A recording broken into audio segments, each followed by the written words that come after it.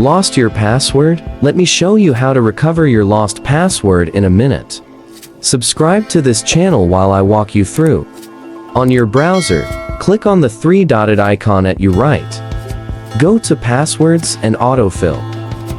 Click on Google Password Manager. This will show you a list of websites where you've created accounts and saved your passwords.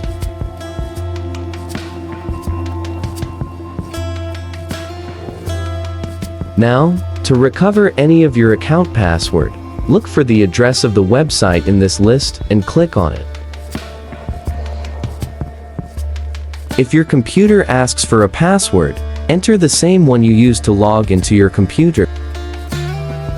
After that, you'll see the email address used to create the account and the saved password. Click the icon to view the password.